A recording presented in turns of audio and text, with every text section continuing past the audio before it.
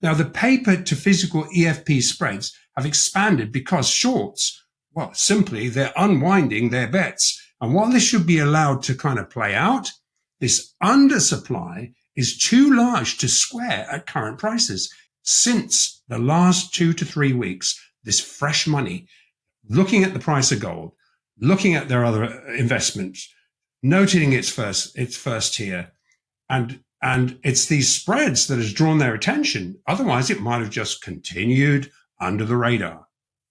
So, and most liquidity providers that face them and us assess it's going to require $3,500 to $5,000 gold price to bring enough gold to market just to bring the LBMA and CME into Basel III compliance.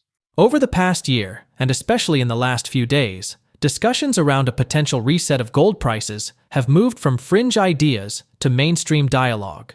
The catalyst for this shift came when former President Trump signed an executive order establishing the U.S. Sovereign Wealth Fund. During this moment, Scott Bessent remarked, "We're going to monetize the asset side of the U.S. balance sheet," signaling that various assets, particularly gold, would be leveraged in new ways. As a result, gold has been thrust into the spotlight in financial conversations, with markets now paying closer attention. Andrew Maguire, an independent metals trader and analyst in London, emphasizes that this renewed focus on gold has led to calls for a thorough audit of the U.S. Treasury's gold reserves. Currently, gold held by the U.S. Treasury is valued at just $42 per ounce, which seems far removed from the current market value, with gold recently trading close to $2,900 per ounce. If the U.S. Treasury were to adjust its gold reserves to reflect market prices, it could inject around $900 billion into the government's general account. This move would have significant implications, particularly in reducing the need for new Treasury bond issuance and possibly encouraging a shift towards gold-backed financial instruments, which could offer more stability to the U.S. financial system. At the same time, the growing disparity between paper gold contracts and actual physical gold reserves is causing upheaval in global markets. The increasing demand for physical gold exposes the difficulties in fulfilling gold contracts, especially through established financial institutions like the London Bullion Market Association, LBMA, and CME Group. As a result, paper gold contracts are being issued at a discount as investors become increasingly skeptical about their ability to claim the underlying gold. Andrew predicts that prices could be pushed up to anywhere between $3,500 and $5,000 per ounce to meet the increasing demand for physical gold. Such a rise would undoubtedly stir further volatility in the gold market, impacting gold prices and the wider global financial landscape. We present the clips of Andrew's latest video. Before we continue to discuss this, please subscribe to our channel and activate the bell icon for timely updates. You know about this whole revaluation thing. It kind of went viral, and it really was instigated when the industry apologist, gold-hating Financial Times, they suddenly injected the idea that the newly appointed U.S. Treasury Secretary, Scott Bessent, may be considering such a U.S. gold price reevaluation.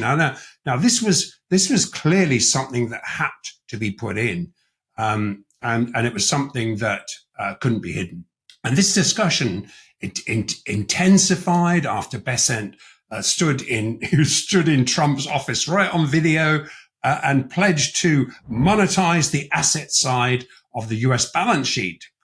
And that was really, it's kind of to focus on assets as much as liabilities was kind of the spin, and while also promising to lower 10-year Treasury yields. And since the gold revaluation mantra has now gone fully mainstream, underscored last week with a Bloomberg intelligence interview with the Bank of America revealing that this gold revaluation process is underway. Now, these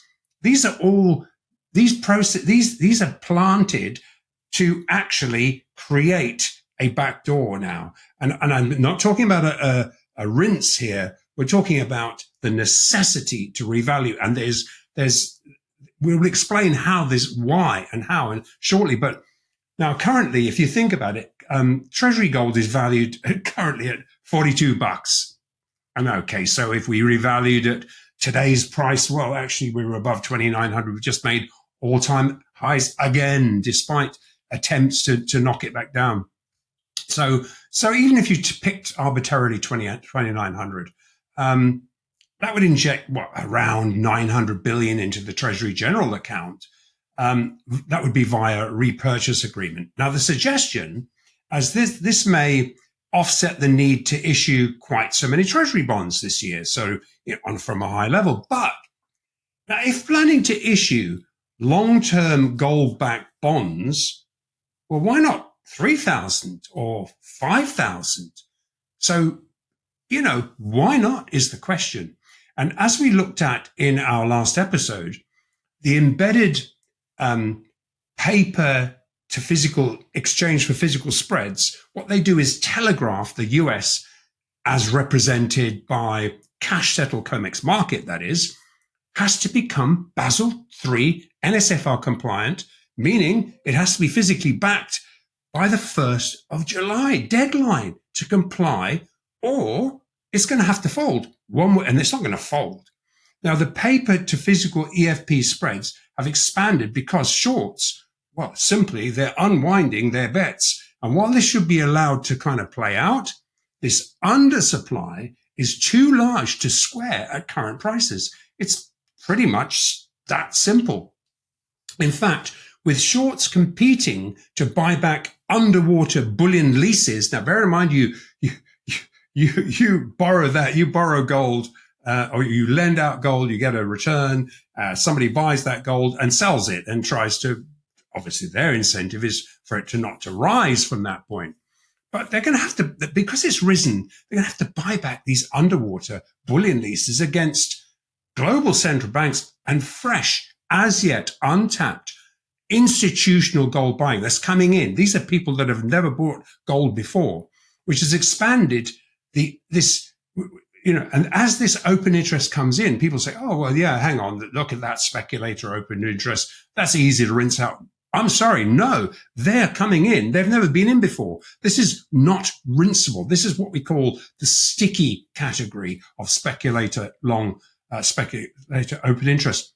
You can pull bids, you can play games. They're not selling, they're buying. In fact, what they're doing is just coming in. And we're talking about since the last 2 to 3 weeks, this fresh money, looking at the price of gold, looking at their other investments, noting its first tier, and it's these spreads that has drawn their attention. Otherwise, it might have just continued under the radar. So, and most liquidity providers that face them and us assess it's going to require $3,500 to $5,000 gold price to bring enough gold to market just to bring the LBMA and CME into Basel III compliance. And so really to answer a slew of fresh subscriber questions, this week I'm going to expand on how an impossible to avoid global gold price revaluation is expected to actually roll out. And with Senator calls now for Doge to conduct a full audit of Treasury gold and empirical evidence of multiple ownership claims on the Fed-managed portion of the US Treasury gold, when it's revealed, this mismanagement of gold assets may end the Fed as we know it. And at what price this revaluation is likely to be anchored into the various scenarios that we look at. Now, but blindsided by the race to bring physical gold into the US, what it does is expose the LBMA CME physical delivery default, which is occurring under our noses in London. And not even the Bank of England can address this, supply enough bullion to address this. Instead, paper gold warrants for future delivery are being issued instead of bullion in an attempt to buy time to deliver. In fact, these paper gold contracts are coming at a discount because nobody wants them anyway, because they're not going to get delivery at them. However, because these are forward contracts, if it was an FX contract, it'd be deliverable. There's a lot of gaming going on here. However, all of this has done is driven an even larger race to buy bullion before gold is revalued. For decades, the price of gold has been manipulated to maintain the US dollar's dominance in global reserves. The US achieved this by linking gold's value to debt-backed Treasury securities, which helped secure the dollar's position as the world's primary reserve currency. However, as Andrew Maguire highlights, a major shift occurred on January 1, 2023, when the Bank for International Settlements reclassified gold as a competing asset class for the first time. This reclassification provided global central banks with an alternative to US dollar-denominated investments, reducing the Federal Reserve's ability to fund its increasing budget deficits.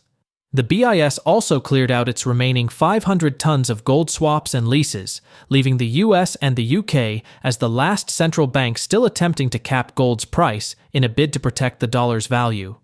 According to Andrew, this change has exposed a growing disparity between paper and physical gold, as more investors demand the tangible asset, putting further strain on an already unstable market. As demand for physical gold surges, the market struggles to meet delivery requirements, creating significant delays, and Andrew Maguire highlights that refinery backlogs and defaults are worsening the issue.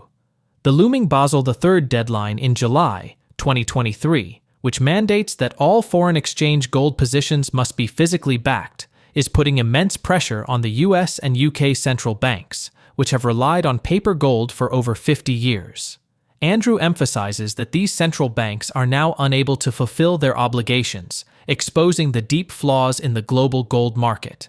This shortage of physical gold has caused prices to rise and has revealed the manipulation that has suppressed gold's true value for decades. As paper gold contracts become increasingly unsustainable, this situation could trigger a major market reset, forcing a revaluation of gold's price and highlighting the vulnerabilities in the financial system, particularly as countries seek alternatives to the US dollar and gold-backed assets regain prominence.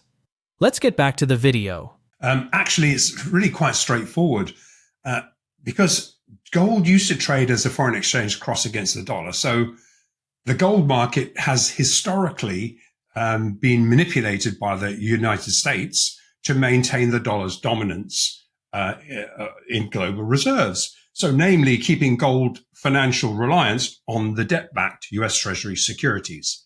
It was competing.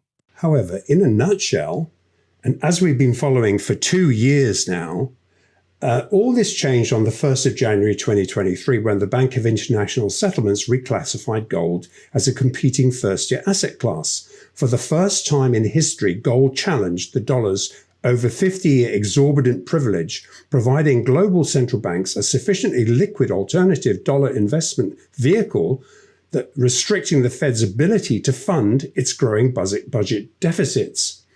And this was the exact point the European Global South facing Bank of International Settlements short-covered the last remaining 500 tons right there of accrued gold swaps and leases, leaving the US and the UK central banks as the only remaining central bank trying to cap gold against the dollar into continuing efforts to tamp down a rising gold price rivaling the US dollar. Up until the 1st of January 2023, Basel III compliance, spot FX gold had traded on an unallocated cash settled basis. And as with every other foreign exchange cross, long or short positions could be cash settled amongst the Albanian market making bullion banks, with only a tiny percentage of these hundreds of tons of foreign exchange gold traded every day ever physically delivered. And the reason the remaining two central banks, which is the Fed, the Bank of England, have not yet been able to comply with freshly instigated global Basel III NSFR structure, physically backed structure, where all FX gold positions have to be physically backed, basically, is because over 50 years of accrued price suppression, which required central bank physical gold to be borrowed and sold into the marketplace, has been scooped up by global-facing central banks on a one-way journey out of Western exchanges, never to return. It's gone.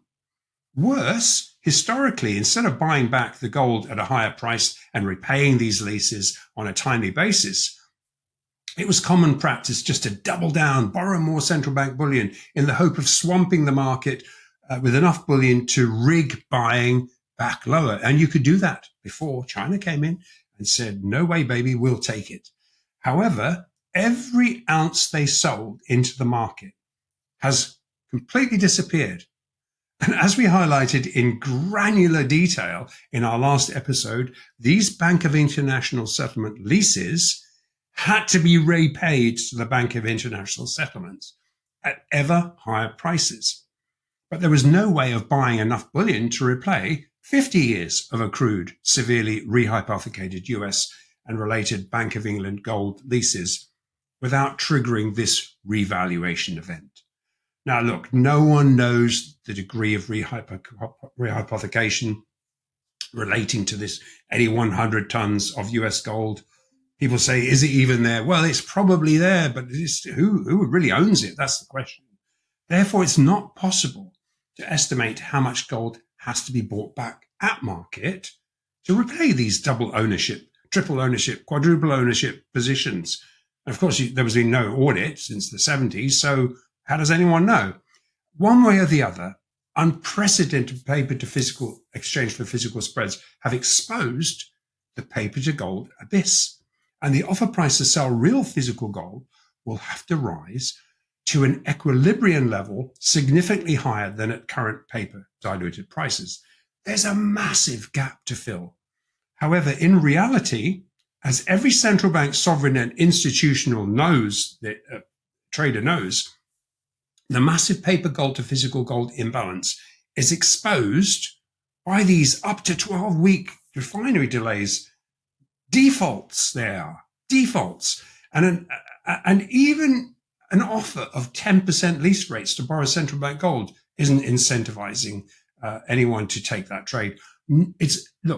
Not even the ability to employ these GC4 contracts and forward promises allowing double ownership of local London bullion to remain in the vaults has adequately closed these EFP spreads. Yes, they've closed a bit, but there's a huge gap to fill. The revaluation of gold is gaining significant momentum, with its price having surged by 44% over the past year to reach an all-time high of $2,935 per ounce.